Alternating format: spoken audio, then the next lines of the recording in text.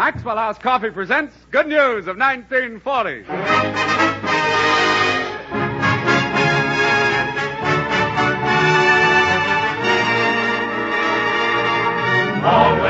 and always the glory and wonder of you. This is Edward Arnold, and I welcome you on behalf of the makers of Maxwell House Coffee to another hour of entertainment brought to you each week from Hollywood, and starring Fanny, Brice, Hanley, Stafford, Connee, Boswell, and Meredith Wilson and his orchestra. Tonight's guests of honor are Miss Ann Sothern and Mr. William Gargan, stars of the new MGM production, Joe and Ethel Terp Calls on the President, and our old friend Raymond Walburn. Well, this is the first program of the new year, and I'm full of resolutions. Number one is I made up my mind to take off a few pounds. Gee, you can certainly spare 'em, Eddie. Who asked you? Pardon. Just for that, I'm going to put on a few pounds. I'll need it for my new role anyway. Well, where are you going to roll, Eddie? Now, lout. I'm going to play Diamond Jim Brady. Again? Well, what of it? It's my favorite part because all I do is eat for 10 reels. Plenty of retakes, too. Now I regret to inform you, ladies and gentlemen, that Meredith has persuaded me to appear during the opening song, Peace Brother.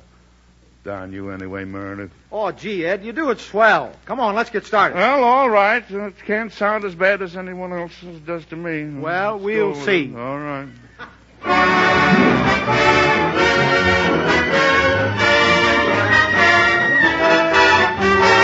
Peace, brother, ain't you glad you're young and able? Peace, brother, chicken's on the table. Peace, brother, trouble's just another fable, so they say. Peace, brother, ain't you glad you're through your hoeing? Peace, brother, cabin lights are glowing. Peace, brother, love is waiting and you're going right that way. Don't you get enough to eat? Don't need shoes for your big feet. Got a smile from ear to ear. Don't let it disappear. You can't be me. Peace, brother, all your sins can be forgiven. Peace, brother, ain't you glad you're living? Peace, brother, up to heaven you'll be driven on that judgment day. Now, when my working day is through, I don't want to unlax for an hour or two. Who tells me what I gotta do? Nobody. And when I sits me down for my evening treat, and a sirloin steak would make my meal complete, who tells me what I can or cannot eat? Nobody.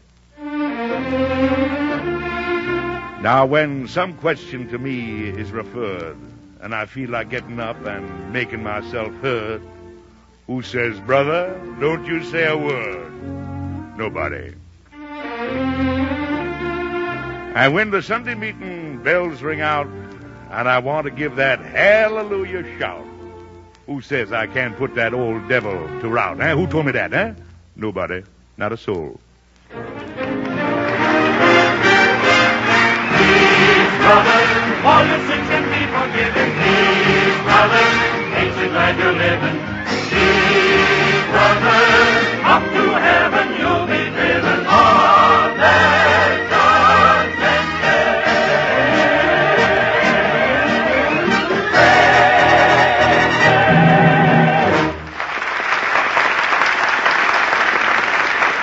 Oh, Eddie, that was really great. You surprised me. Now, let's forget all about it, please. Ladies and gentlemen, I want you to meet two of the nicest young people in Hollywood. Stars of the Metro-Goldwyn-Mayer production of Damon Runyon's grand story, Joe and Ethel Terp Call on the President. Here they are, Ann Sothern and Bill Gargan. Thank you. And you look positively beautiful tonight. More beautiful than ever. Oh, dear me, Edward.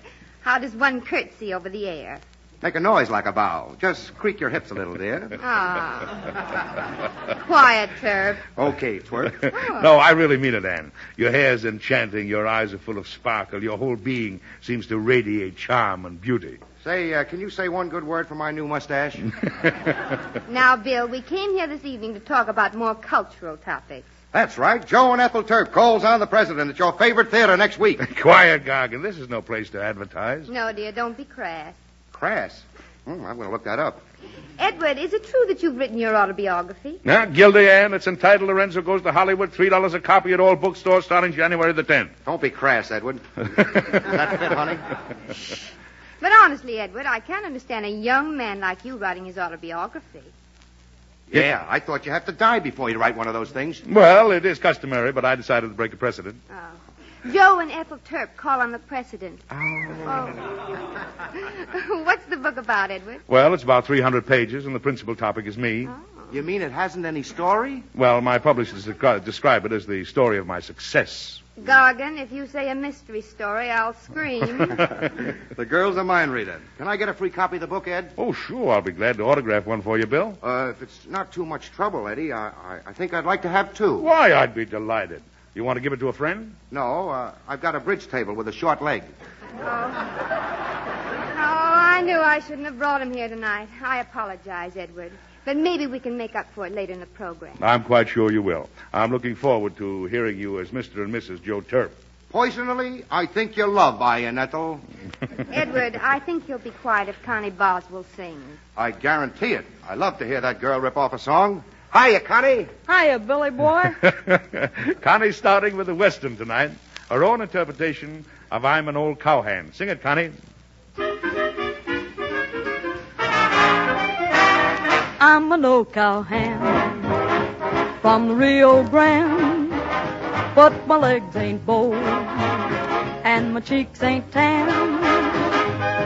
I'm a cowboy who never saw a cow, never roped a steer 'cause I don't know how. Show ain't fixin' to start in now. Yippee-I-O-Ki-A, yippee-I-O-Ki-A.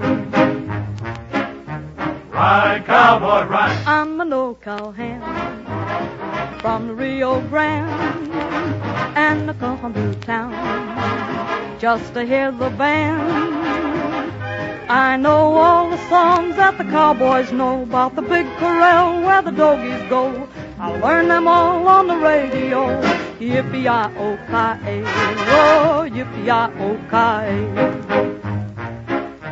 Ride, cowboy, ride.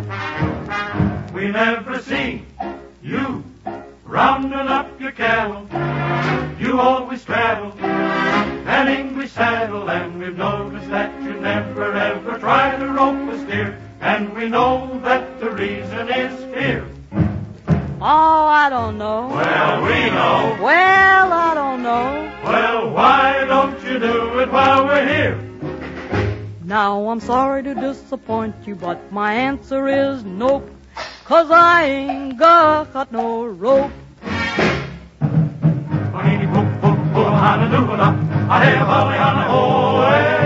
I'm an old cowhand from Hawaii land, and I long to be where they understand. Every native girl and each native boy strum ukuleles and make with joy. Supper time and it's poi oh poi. Yippee-I-O-Ki-A, oh, yippee-I-O-Ki-A, yippee-I-O-Ki-A.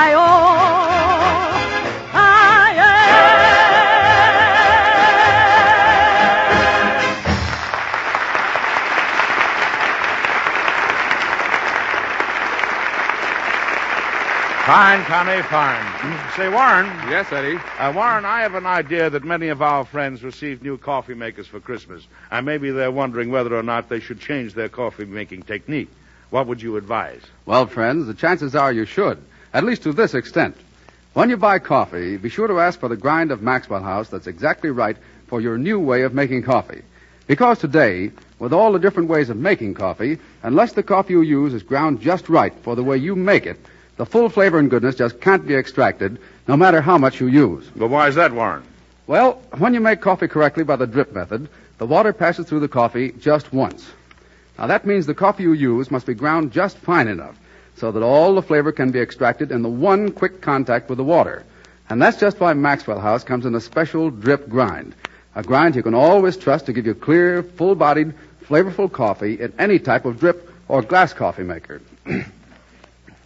On the other hand, if you make coffee in percolator or coffee pot, You know the water comes in contact with your coffee not once, but many times.